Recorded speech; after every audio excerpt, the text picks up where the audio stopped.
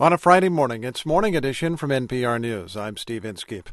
We're coming to the end of a summer of fierce debate over health care. It may be followed by an autumn of fierce debate over health care. Even if you've only paid passing attention, you probably heard warnings like this from the conservative group 60+. Seniors may lose their own doctors. The government, not doctors, will decide if older patients are worth the cost. Those claims are not strictly accurate, but they do scare people. And NPR's Julie Rovner says experts agree on one thing: fear works. Healthcare historian Jonathan Oberlander of the University of North Carolina says there's one main reason every health overhaul effort for the past century has ended in failure. The opponents of reform have used fear, and they have used fear very successfully. As early as 1915, the first time the idea of national health insurance was broached, opponents scared the public by tying would-be healthcare reformers to the U.S.'s biggest overseas opponent of the day. And they said that national health insurance was a plot by the German emperor to take over the United States.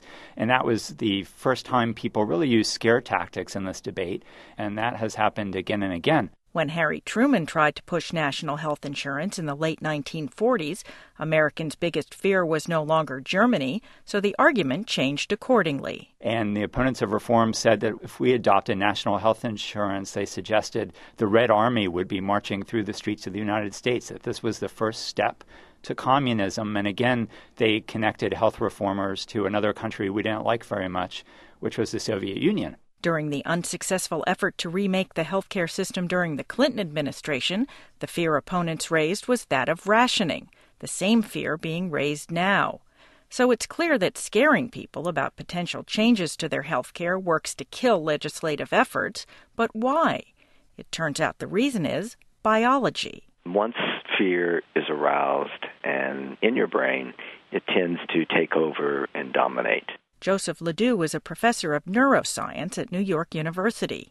He says the reason fear is so dominant an emotion is that it's needed for survival. Because once you're in a dangerous situation, it's very important that you stay focused and attentive to the events around you that are causing you or potentially causing you harm. So the brain is monopolized, its resources are totally focused on taking care of the problem at hand. There's another thing that makes fear such an effective political tool, says Ledoux.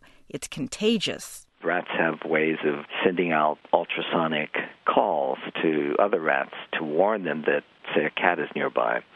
And these sounds are secret code because they're outside the cat's hearing ability. So it's pretty primitive in nature that we have these kinds of mechanisms for detecting danger, for experiencing danger within the individual, and for sharing that information across individuals.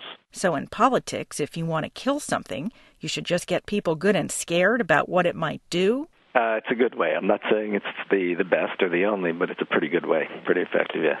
Now, opponents of this latest overhaul effort insist that's not their strategy. Here's what Republican National Committee Chairman Michael Steele said on yesterday's Morning Edition. Look, no one's trying to scare people with sound bites. I mean, I've not done that, and I don't know any of the leaders in the House and the Senate that have done that. But many top Republicans have refused to disavow statements that have been widely debunked as inaccurate, like the idea that the bills would create death panels to recommend euthanasia for senior citizens.